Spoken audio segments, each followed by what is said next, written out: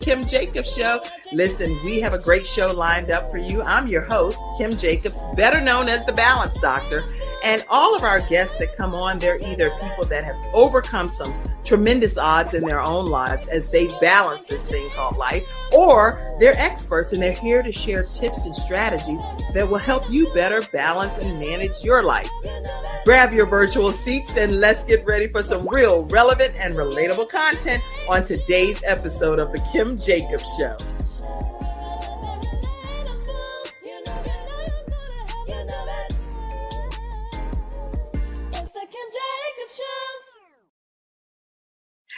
Hello, everyone.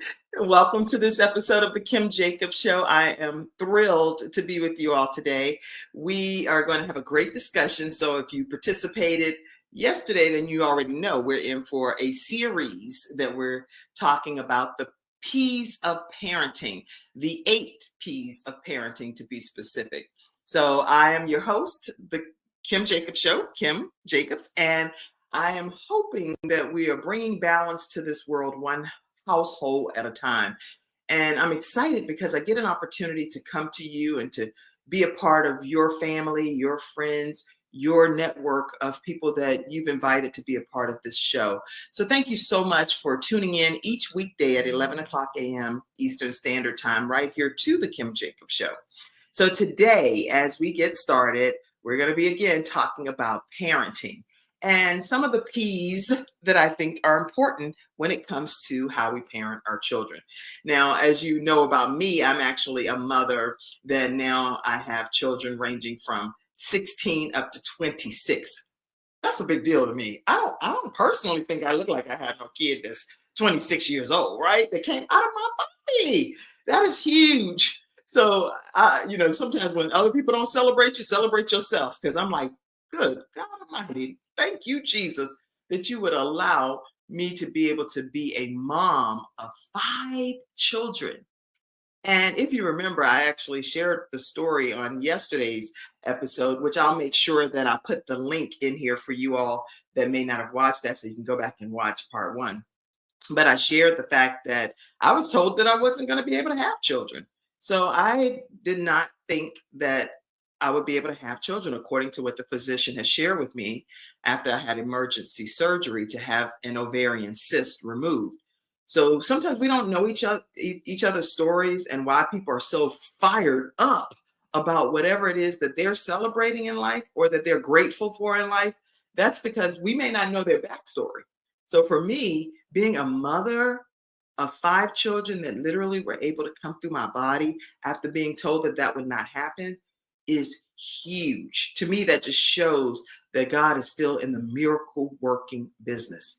Signs and wonders still follow those that believe in him, And even when we find ourselves in situations where we believe wholeheartedly that something's going to happen, and for whatever reason it doesn't happen, doesn't mean that God wasn't able to. It's just that he, for whatever reason, decided that that's not going to be the outcome for that particular situation. Because ultimately, we want his will to be done in our lives. Anybody agree with what I'm saying? Don't we want God's will to be done in our lives?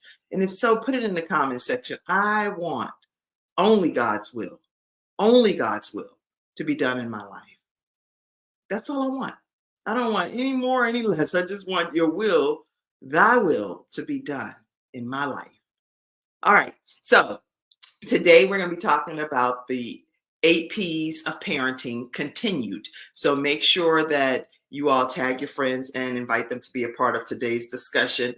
And let me make sure that, okay.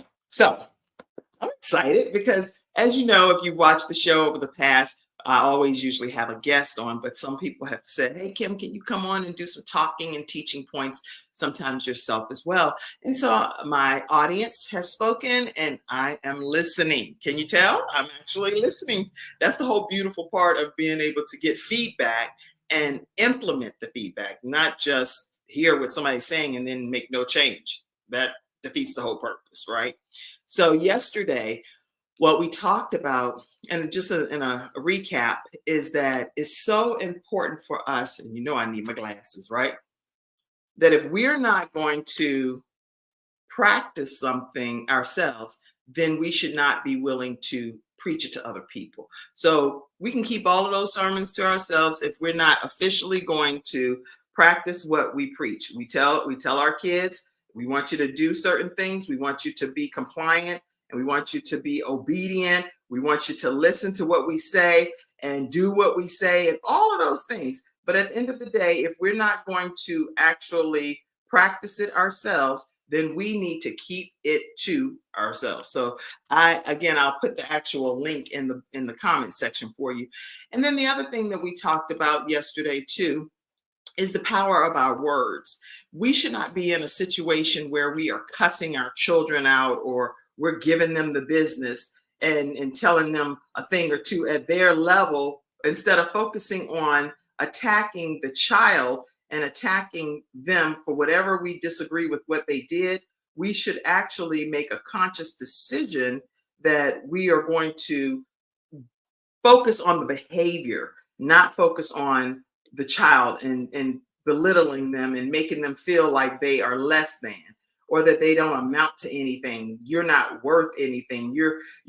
I can't believe that you're reminding me of this person. Those are things that you don't want your children to ever hear you say. So you want your children to know that you love them, and regardless of this unfortunate behavior that they are exuding right now, you know that they're capable of so much more, because you see the God in them and you see the potential. Even if they're not acting the way that they should be acting at that moment, you know what they're capable of doing. So you want to recognize that the power of your words can leave permanent damage and scars on our children if we don't use them correctly. I read something recently and it said, hey, sticks and stones may break my bones, but words can scar forever.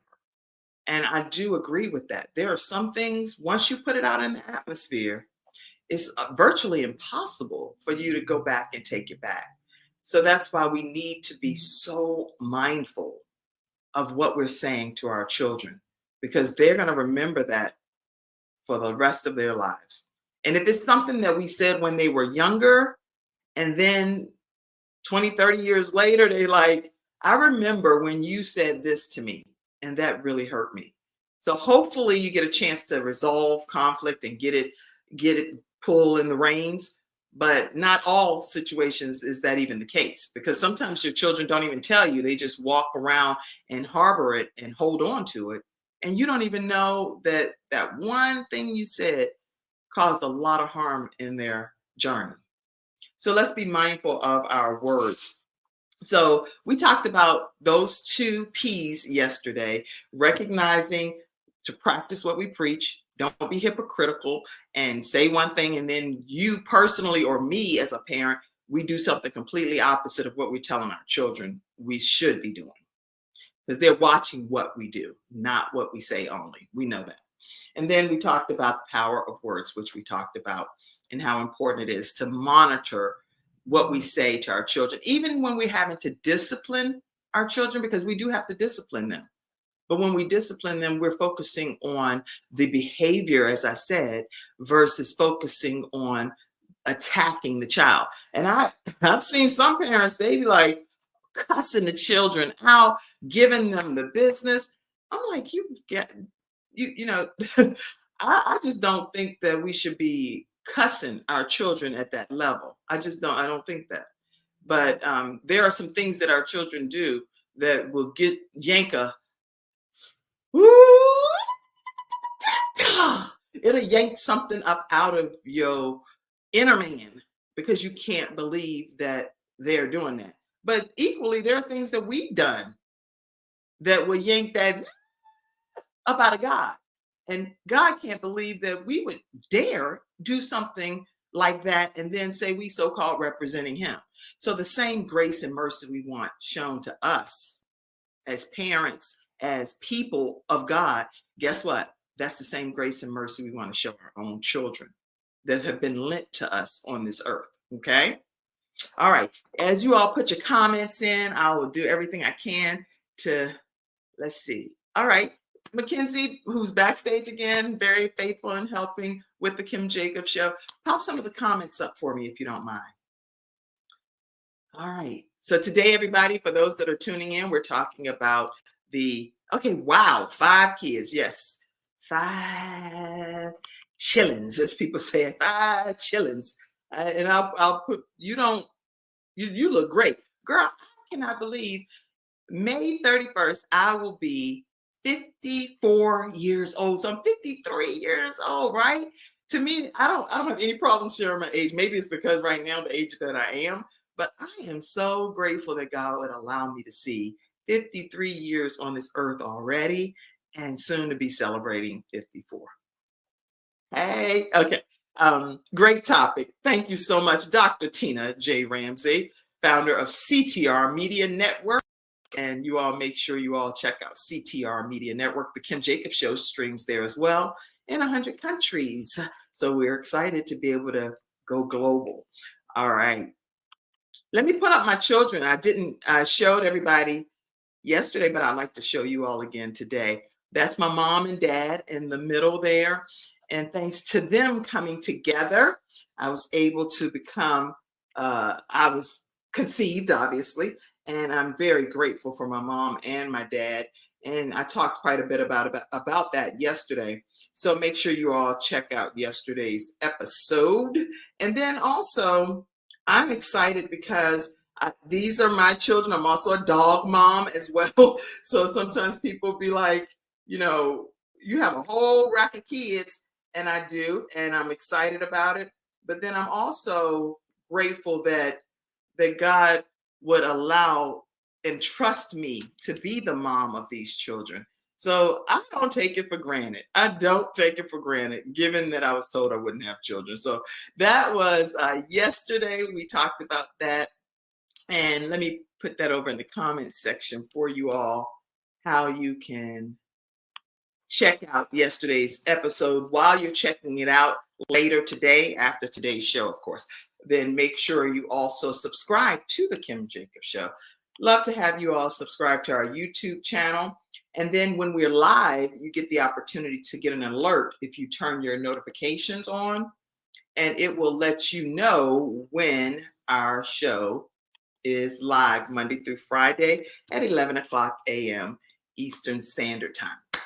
All right, y'all ready for the P's for today? Somebody put in the comment section, we ready, we're ready, we're ready. Let me see some comments over here. We're going to talk today about more of the P's to parenting.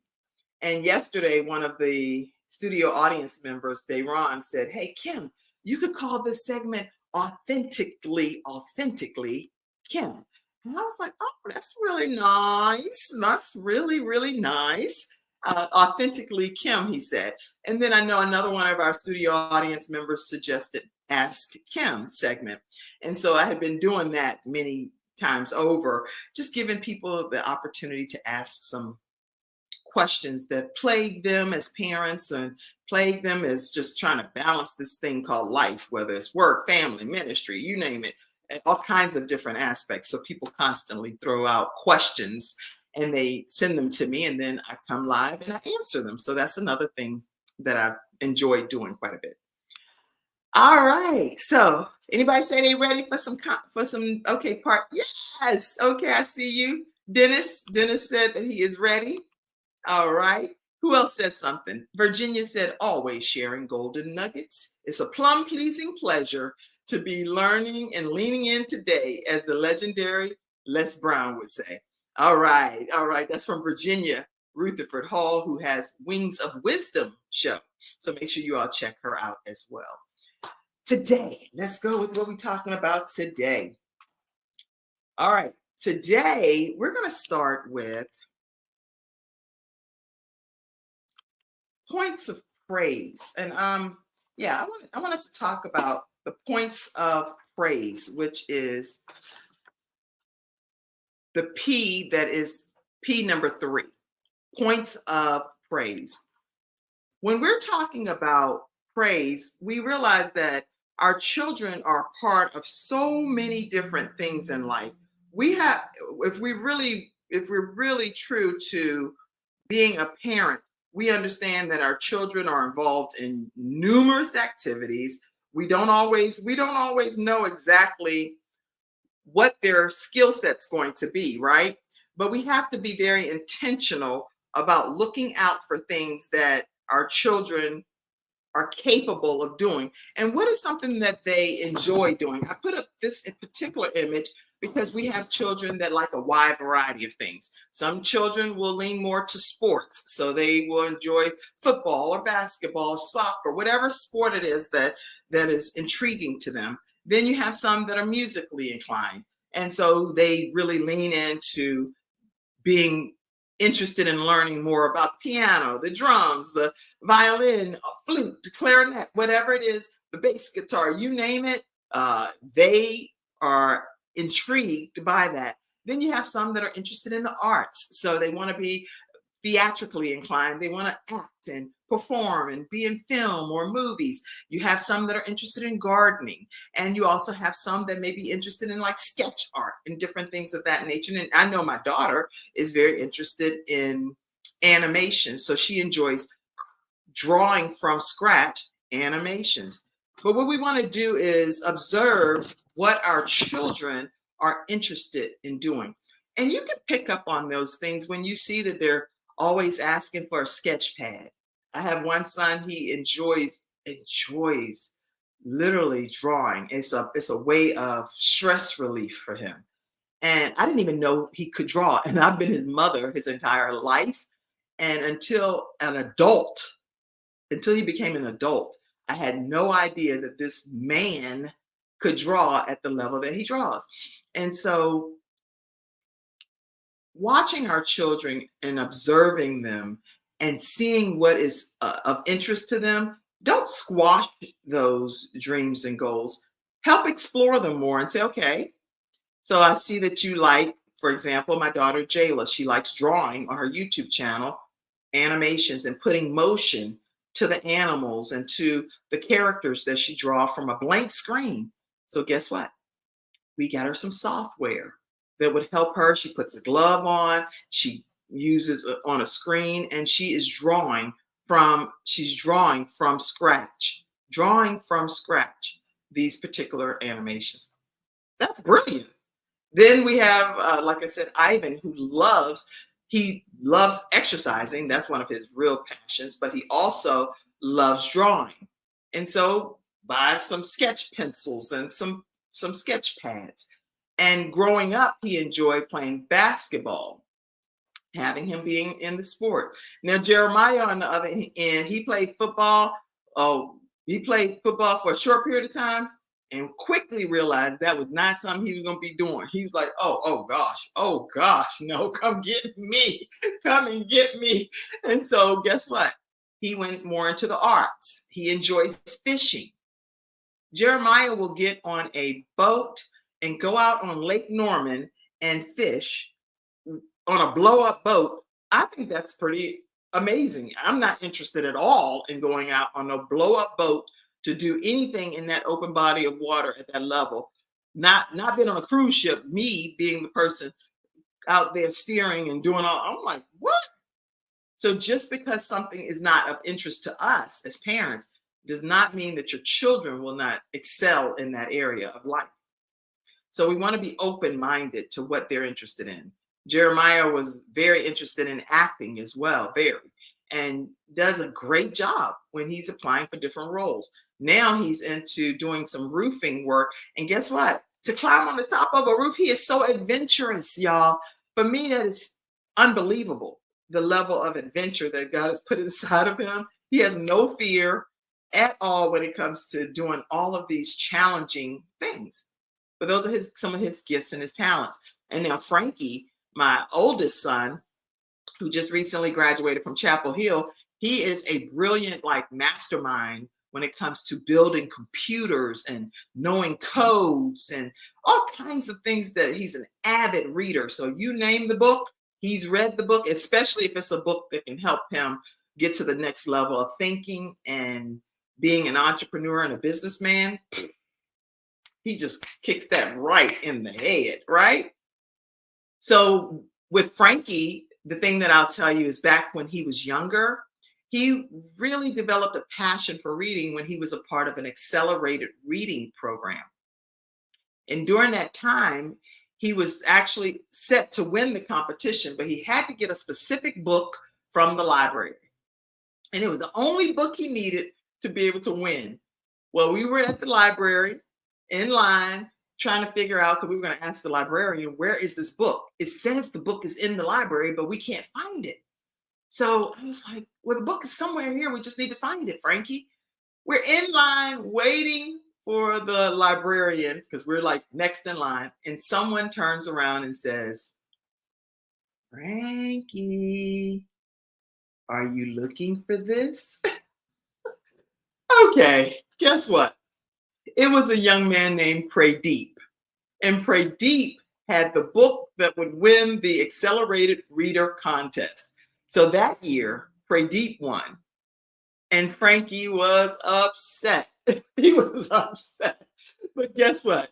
He decided at that point to get like a Kindle. We got all kinds of stuff so he would never miss having that book that he needed to win again. And from that point on, he won almost every, I think it was every year, he ended up winning the accelerated reading contest. So we're all going to have some Pradeeps in our lives, right? We're going to have a Pradeep that has that last bit of information that we needed to win or to excel, but it only helps us get better and pushes us even further to our destiny, you know? So I was really excited about Frankie choosing to be an avid reader because that's made him a very strong leader as a result of what he chose to do at a very young age. And we, his parents, cultivated that because we would buy book upon books upon books upon books, and he would read them, not just sit them on the shelf to collect dust. He read them. And as a result of that, he is a mastermind. All right, Gabe, guess what Gabe had? He had a desire to play football. And I'm saying to the point where, I don't know where that picture is. Yeah, there it is. Okay. This boy slept with a football. That's Gabe right there. And many of you know that he lived to be 12 years old on this earth, and then now he's in heaven. He lives in heaven. But Gabe would play football, and he would get a sparkle in his eyes, like the Blind Side guy with Michael Orr. I'm not exaggerating. He had fans at the age of 12, to the point where people were asking him to sign his autograph. He was 5'10", wearing a size 13 grown man's shoe at the age of 12. But not only was he huge in stature, guess what? He was also extremely compassionate. So Gabe was known as Guardian Gabe at his school because he served as the anti-bullying mediator. So he would help merge relationships and say, hey, why are you bullying this person? You can see they're so much smaller than you. Why are you choosing to be mean? And some people became friends as a result of Gabe being such a compassionate heart. Now, Gabe, when I talk about him many times from a parenting perspective, I always like to let everyone know that Gabe's Heart Foundation has been formed in honor of my son, Gabriel Michael Jacobs. And if you are ever interested in supporting a 501c3 organization, we raise funds to help get defibrillators placed in public spaces. So that way, if there's a sudden cardiac arrest event, guess what? Hopefully, by having these portable defibrillators, it gives the paramedics time to arrive on the scene and be able to perform some life-saving measures. So Gabe's heart is going to beat forever, forever, forever, forever, forever through Gabe's Heart Foundation. So you all make sure, if you're interested in supporting Gabe's heart and keeping other people's hearts beating, Gabe's heart, and I believe that can be the case, but ultimately only God can determine our time of death on this earth, not Gabe's heart or anybody else. But hopefully by having these portable defibrillators, people will have extended time to be able to have the chance to be saved, right? So anyway, $ Gabe's Heart, and you can go do paypal.me/Gabe's Heart Foundation, or even on Givelify, which is a great way to track your giving. You can go to Gabe's Heart Foundation on Givelify. And if you also believe that your organization qualifies for some type of defibrillator to be placed in your public space, whether it's a gymnasium, a school, a hospital, whatever it is, some people's churches, wherever it is, if you believe that your organization would be a great fit to be able to have a portable defibrillator, please share your story with us right at kim@gabesheartfoundation.org or julia@gabesheartfoundation.org. And you can send us your communication and we will definitely consider you. I say that because we're talking about the P's of parenting today. And all of my children did things that were very different than what I necessarily would have chosen growing up. But look at what it's resulted in. They're such wonderful individuals. Tell me in the comment section something that you're proud of regarding your children. If you have a child or children or your aunt, I'm sitting here tying this. That's funny. Because guess what? When you're balancing life, it's no way I'm going to go back and edit all that stuff out. This is real life stuff. My bow came loose. Guess what? I tied the bow. It doesn't have to be edited out. It's okay. You can tie your bow on live show. It's no big deal. So anyway, in the comments section, share something that you're really proud of regarding your own child or children. Or maybe, like you say, you're a parent figure to somebody else's child.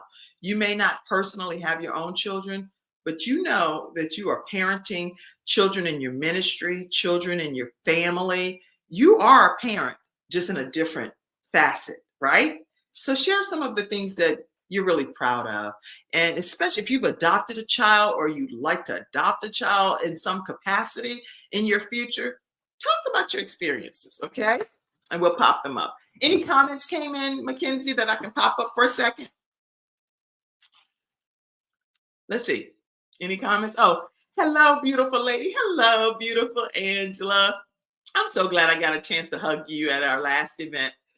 Dennis says validation. Validating our children is important. We should let them know just because we don't share the same type of interest in something that they're expressing interest in, letting them know that we validate the fact that God created them to be their own individual. And we're going to explore that a lot more. We're going to look into it and see how we can cultivate that and grow it in them.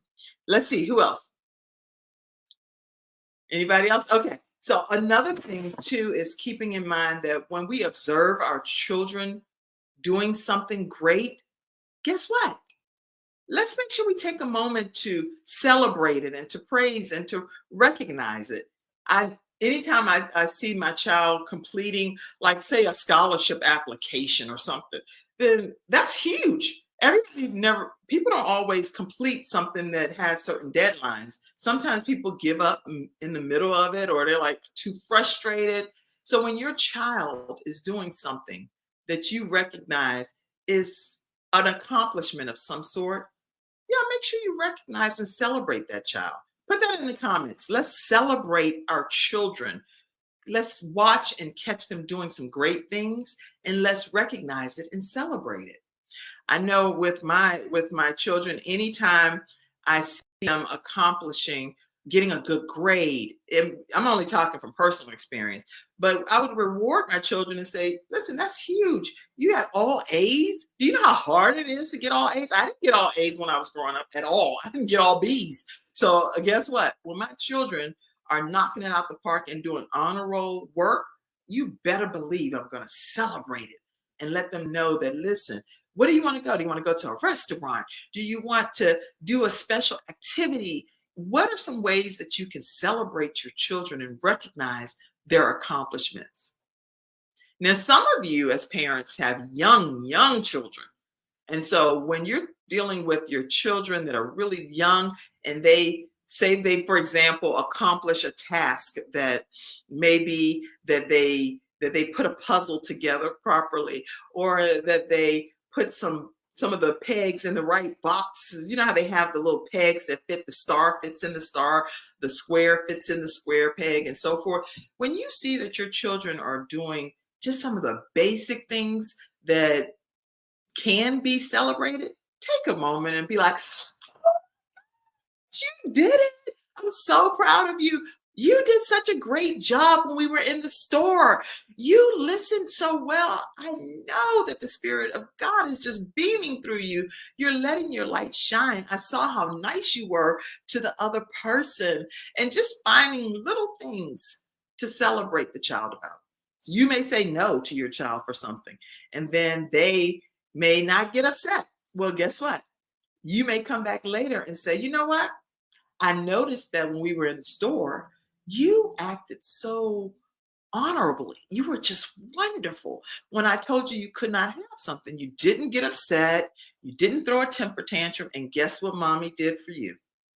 I went back in the store and I brought this particular thing for you just to say thank you for having a great behavior when I told you no.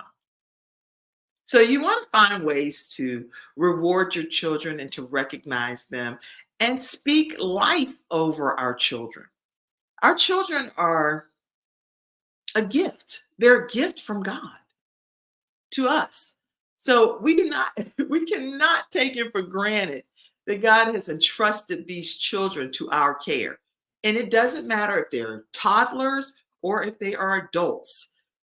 They're still your children. And God believes that you're the person that He knows can help develop them and make them be hopefully the most productive citizens possible. So let's speak life over them. Let's call into existence some of the things that we declare and decree as things that we will see through our children.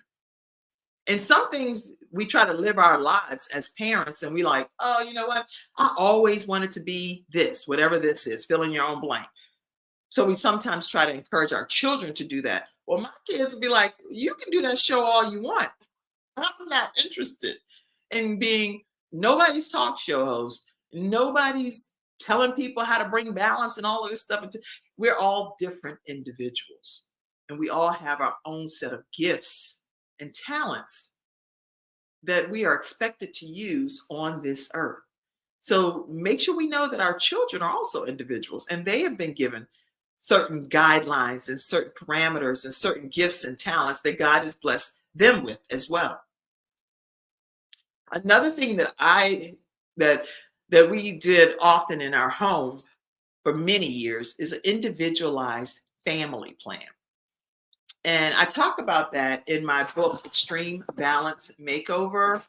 The individual family plan is so necessary because every child, especially if you have multiple children, every child is different.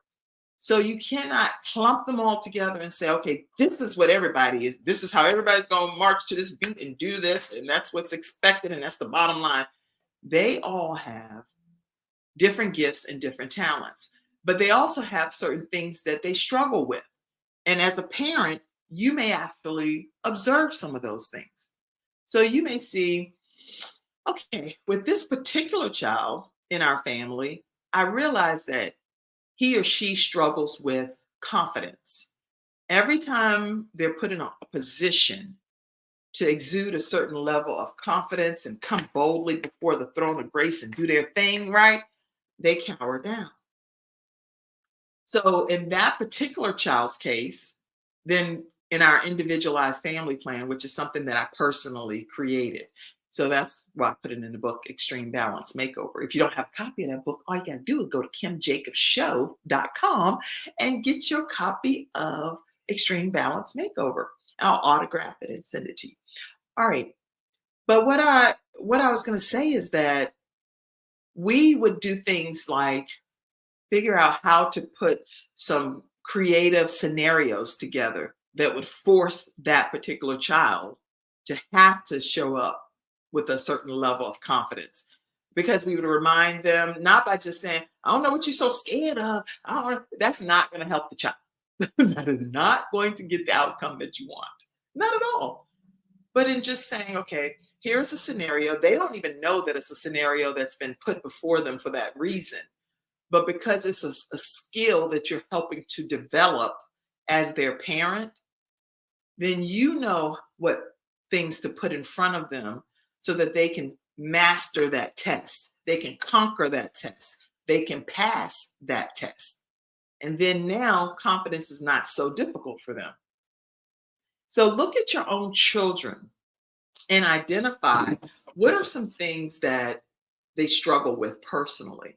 What are some things that you would like to say, oh, you know what? I really wish that they understood that they are beautifully, spiritually, flawlessly, gorgeously. I'm making up all kind of L words, LY words. I don't know if those are all real words. Okay. Okay. The point is that they are fearfully and wonderfully made. And I want my children to know that God is not just making me fearfully and wonderfully. He has no respect of person. So he can do the same thing for you. And putting our children in certain circumstances and situations that we know would bring out a specific skill set and strengthen that skill set for them is what I encourage all parents to do. And in each of you probably have in your mind's eye already, you're like, I can imagine that my child struggles with communication. So what I'm going to do is get a speech therapist, or I'm going to have my child, if it's one of my children, for example, if I'm my five, then I'm not going to put the child in an embarrassing situation in front of everyone. But maybe when we're alone, I tell the child, hey, you want to practice with mom? You want to practice with dad? And let's just see how you flow with this. And guess what? Your children will trust you if they see that you have their best interest at heart. And there are many times that I have done some practice and things with my children, just being their practice board, because this is a safe space. Me as your mom, I'm a safe space for you. I'm your biggest cheerleader, your biggest advocate. So you can definitely feel confident and comfortable practicing on me. And not nobody else has to know it. Nobody else gets privy to that information. And so as a parent, when your children do trust you and you're speaking life over them, and you're doing things like creating that individualized family plan, and you're finding them doing great things to celebrate and to recognize and to reward them for those things, when they finally do open up to you and come to you, don't take it for granted. Don't downplay it. Don't share it with other family members. Keep it confidential, because now they've trusted you, and they'll never come back and trust you again if you are not willing to keep what happened confidential. So I'm really encouraging you as a parent, keep the conversations confidential that you have with your children. I don't care what age they are. If they're taught young children or older adult children, and they're like, Mom, look, I just need to talk to you for a minute. Dad, I just need to talk to you for a minute. But I don't want the rest of the family to know about this. This is personal to me, but I'm struggling with it. And I really want to make sure you're aware of what's going on, because I really need some advice. And you may be the only counselor that your children will confide in. You may be the only Bible that your kids will read, okay? You may be the walking Bible in your household. So make sure that we recognize that this thing called parenting is a true honor. It's not something to be taken lightly. Let's see. This is very inspiring and insightful. Okay, I'm glad to hear that. Dennis, y'all make sure y'all share it with your friends and let them watch the replays as well. In Philippians 4:8, it says, finally, brethren, whatsoever things are true, whatsoever things are honest, whatsoever things are just, whatsoever things are pure, whatsoever things are lovely, whatsoever things are of good report, if there be any virtue, and if there be any praise, think on these things. Think on these things that are lovely and pure and true. Let's think about the things that are uplifting and edifying regarding our children, and how we can build them up, where we can see, if we have, all of us can see that our children have their own things that they struggle with, their own demons that they're trying to overcome, and they're trying to figure out what's the best course of action. And they need our help. They need our help as parents, right? So whatever things we can find that we can call into existence, into our home, into our children's lives, praying over them. As I told you all, my grandmother, 96 years old, would put all of the pictures along the wall And at 5:30 a.m. before she passed, she would literally get up and pray over every single child, over every single grandchild, over every single great grandchild. And I think she even had some great grandchildren. So this woman had a rack of folk, right? Praying, praying, praying. And now it's time for you to pray over your family, because sometimes that may be the only prayer that they receive. So anyway, I know I'm saying some good stuff to everybody here, but our children are unique individuals and they are their own being. They're not us. So we cannot force our children to be just like us. I'm very outgoing. I love people, right? I love people. I love talking to everybody. There's no stranger to me. I go out in the grocery store and I'm like, hey, how are you? I'm hugging the grocery store workers. I'm hugging people at the Chick-fil-A. They're like, Miss Jacobs is here. People know my name. I call if I'm at the Chinese restaurant, and they're like, oh, we know your voice. We know you. Yes, we know your order. Guess what? I know that I love God's people from all walks of life, from all nationalities, from all religious beliefs. It does not matter to me. I'm very outgoing. And I love all of you all. I love y'all. I love you. So guess what? It's not a burden for me to love people. I love it. It's not a burden for me to talk to people and get to know everybody. Now, my children, we are not we are not like each other in different regards. So they're like, I already spoke. I have some children be like, well, what you be saying to the people? I already took and told them hello. Now what else? I don't need to keep on talking to them. I already said hello. I already said, I hope you have a great day. Thank you and all of that. And they're not trying to be funny. That's just their personality. So they're their own unique individuals. We have to respect that. Okay. All right, questions? Anybody have any questions? Anybody have any thoughts on what I'm talking about so far? All right, listen, we've talked so far about quite a few things. Let me just make sure we go back. We talked about practicing what we preach, the power of our words. We also talked about finding things that are of interest to them so that they can ultimately live out their goals and dreams, and they can pursue those things with passion. But they can't do that if they're young children without your involvement. So you got to be involved as a parent once you realize that that's something that is of interest to them, right? The other thing that I will tell you is that when we find out what's of interest to them, as a mom or as a dad, and you're trying to balance your own life too, so you're like, look here, I cannot be flying around doing all these extracurricular activities every single season without any break. In my household, I literally had to say, okay, we can pick, here are your choices. Pick one or pick the other. But it's no way we're gonna be able to do all of this stuff and be every season constantly having to run around. And so that worked well in my household.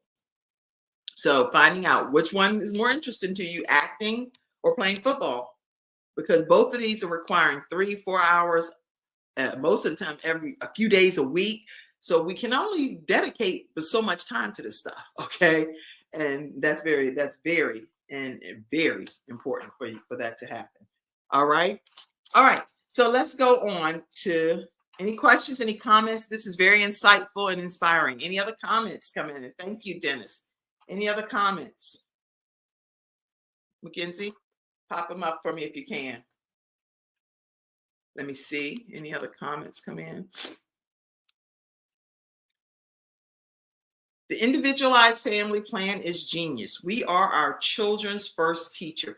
That's correct. They are, many times you hear people say, our first ministry, our first responsibility. A lot of times, especially in ministry, we give a lot of ourselves, our time, our energy, and our effort to ministry and to people that we've been assigned to oversee in different leadership roles. And I can tell you that you have to also make sure that you give that time to your family. To me, it's not an either or situation, it's an and. And is a very important bridge word.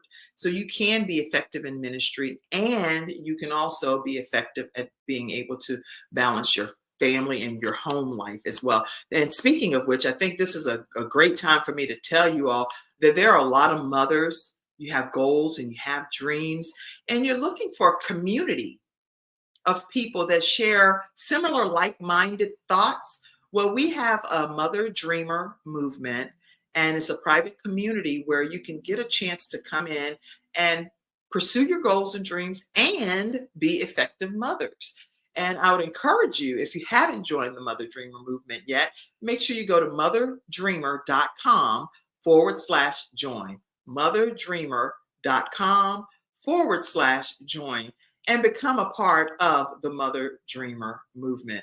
And I can tell you that you will be encouraged by some of the other mothers that are out there, and they will support different events and activities that you have going on, and also give you feedback on some of the things that I don't like that idea. I think you could tweak this or do that. But it's a group that can help hold you accountable. So the mission of the Mother Dreamer movement is to help mothers realize their dreams while still being amazing mothers. We also help women gain back their dreams and improve the quality of their lives, and even start their own businesses if they haven't already chosen a business of interest. And we do this by providing content from thriving mother dreamers. So a lot of times we'll have our own community right in the house, right there in the Mother Dreamer movement. They'll come on and share their expertise, personal coaching, and holding each other accountable. Now, every time we help a mother live her dream to the fullest and help her achieve complete freedom, we have succeeded as a Mother Dreamer movement. So I want you all to go and join the Mother Dreamer movement. We'll put it in the comment section for you as well. And we look forward to seeing you over in that community. All right, let's see. I see another comment from Randall. Let's put that comment up. Let's see. Randall says, sounds like a grandmother who had a relationship with God. The same God that works for your grandmother will work for you and for our children. Rest, grandmother. You did your work. Yes, yes. And I know that not only my grandmother, many of you have grandmothers and matriarchs of your family and patriarchs of your family that did their work too. And so, same thing, rest well and be one of our cloud of witnesses and celebrate that your labor was not in vain. For all of those that know you had praying grandma, I say grandma because that's what it was for me, but you had a praying grandma, a praying granddaddy, put it in the comments section. I had a praying whatever, grandma, granddaddy, mama. You had a praying person that's dedicated to praying over your life and over your children and over the family members and the aunties and the uncles and all of the people, the nieces and nephews, praying over the whole clan, everybody, the whole tribe of family members. Put it in the comment section if that applies to you and your family. And sometimes, again, not every family member has that situation. So you might be that person. Speaking of which, let's talk about passing the baton. That's the next P that I want to talk about. We are helping to build something that outlives us. How many of you know that when we share with our children the way that they should go, so that way when they're older, they don't depart from God's teaching, we're preparing them for something that is beyond us. Our children are our heritage from the Lord, an offspring, a reward from God. And that's in Psalms 127:3. Children are a heritage from the Lord, an offspring, a reward from him. So we can't take that for granted, that what God has given us, he doesn't want us to just keep it to ourselves. He wants us to be able to pass that baton so that well beyond when we leave this earth, when we transition from this earth, our children understand the importance of being a person that helps build a legacy for their family, for their grandchildren. So it's a never ending cycle. Our desire, in my opinion, is to be able to, as a parent, let our children know that the best thing that we could ever do for their lives, the very best thing that we could ever give to them, is the gift of salvation, the gift of God, to be able to say that when we leave here, the things that we left here matter, because now it's something that can continue to go on. That's why I think it's so good to be able to write books and to be an author of a book and to be able to put some of your thoughts in those books. I'll put my some of the books up that are best-selling, international best-selling books that I've written a chapter in some of those books. Women of War, and that's Peace in the Midst of the Storm. And in that book over there where it says Women of War, Peace in the Midst of the Storm, I wrote a chapter about it's called the Messenger of Hope, right? And so, but the way that the Messenger of Hope came is very different than what you would think. So that book is a great read and filled with some incredible authors. The other book is Rise Up, Women Who Lead, Building Legacy. And as we're talking about passing that baton, that book has 33 authors in it. And in that book, they are all talking about how they build legacy, how they've risen up and how they have built legacy. And in that book, my children pay tribute to me as Rise Up, and they will call her blessed. My children are sharing their sentiments in that book, Rise Up, Women Who Lead, Building Legacy. This Is How I Fight My Battles is the other book. And now in that book, I talk about what lies beneath. There are some things that lie beneath the surface in a battlefield. And we don't always get to see that on social media. We don't always get to know what a person is dealing with and what they're struggling with. We don't always get to know that at all. So what lies beneath is my chapter. And then Extreme Balance Makeover. In that book, I was the NBC expert teaching people about how to balance different aspects of their lives, and would go out into the community and do balance makeovers. Well, guess what? I compiled all of those tips that I shared as their expert and formed a book called Extreme Balance Makeover. So you can go to kimjacobshow.com and get any of those books. All right. So we have talked today about several more points, but one was points of praise, and the other one was passing the baton. Passing the baton. And the final one that I'll talk about today is prioritizing. How do we prioritize to be able to maximize this thing called life? And in life can be so hectic. We only have a certain amount of time, y'all, in a given day. All of us, you hear people say many times over, we all have the same 24 hours in a day. But the way that I like to divide that up is, what percentage of time are you going to be able to devote to what specific area of your life? If you're going to devote 30% to ministry, 13% to extracurricular activities, 7% to nonprofit focus and volunteers, and whatever it is that you're doing, your children 40% because you have to do this and you have to do this and you have to make sure they're prepared for lunches and after school activities, parent teacher conferences, blah, blah, blah, blah, blah. Okay, it's so many things that we are responsible for. But again, we have to be able to prioritize. I'm a big believer that, listen, you're not gonna get so much done in a given day. So force rank things. Anybody understand what I'm saying out there? Force rank it. What must be done today? This, no matter what goes down, no matter before I go to bed, I have to get this done. Now, if that's the case, put that as a main priority. Put the next forced rank situation as another priority number 2, priority number 3, and 4 or 5, or whatever, however many priorities you're gonna get into that day. The rest of it, even if it's on that specific day and you have it listed in force rank, you might very well have to carry that over to the next day. And guess what? There's nothing wrong with you carrying something over to the next day, because it just didn't cut the mustard, as people say. It wasn't as much of a priority as you thought it was on that day, because guess what? We have designated amount of time and you knew what you had to get done. Now, when it comes to in my opinion, and this is what I believe, that I don't want my day to ever consist of anything that the Lord has not ordered my steps, that He has not given me direction and clarity of purpose and what He wants me to do throughout that day, representing Him. Now, I believe that no matter what hat I'm wearing, I'm representing Him because I'm constantly being an ambassador of Christ. I'm sold out for Him. I'm sold out for Christ.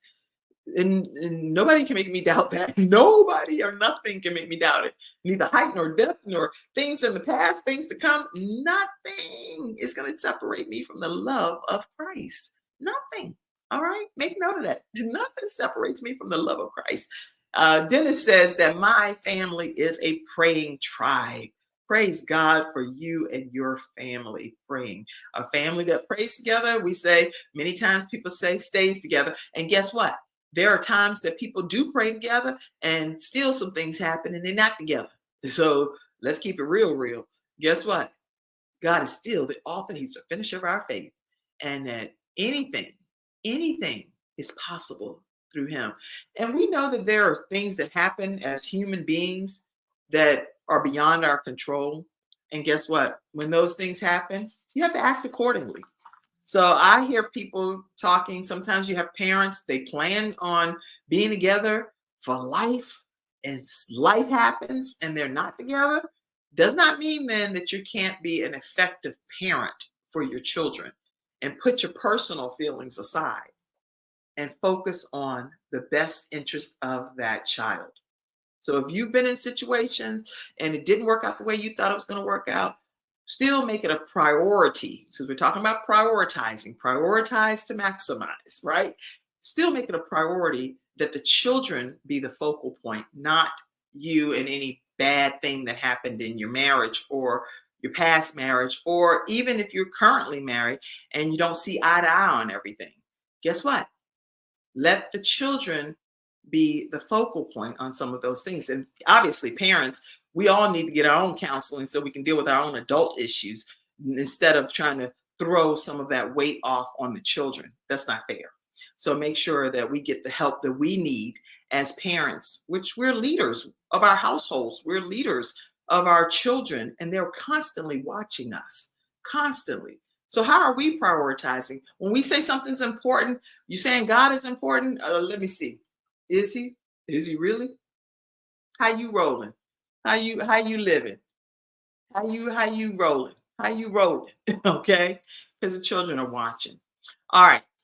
So another thing I really think is important when it comes to prioritizing, and I'm not going to reveal too much right now because I'm actually writing a book about it. So you'll see in the book my ultimate philosophy on this whole thing called prioritizing, because God is so good and so faithful.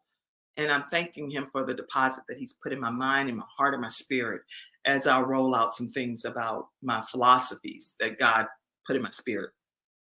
But what I will tell you in Luke 10, chapter 10, verses 38 through 42, Martha and Mary, that whole story there kind of sums up some things that we'll close out on today.